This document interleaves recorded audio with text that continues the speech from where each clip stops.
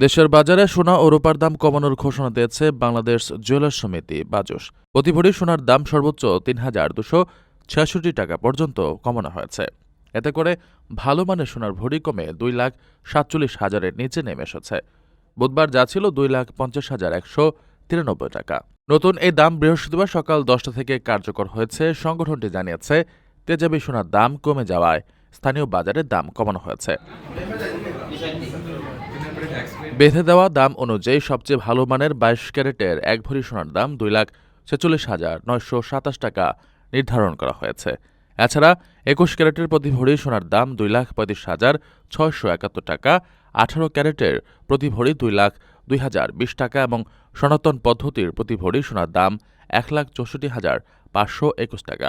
সোনার দামের সঙ্গে কমানো হয়েছে রূপার দামও। ২২ ক্যারেটের ১ ভরি রূপার দাম কমে হয়েছে ৫,৭১৫ টাকা। ইরান, যুক্তরাষ্ট্র, ইসরায়েলের মধ্যে যুদ্ধ শুরুর পর থেকে বিশ্ব বাজারে সোনার দাম ঊর্ধ্বমুখী ছিল। এরপর মূল্য সমন্বয় দর ওঠানামা করতে থাকে। এখন আন্তর্জাতিক বাজারে প্রতি আউন্স সোনার দাম কমে $৪,৭০০ নেমে গেছে।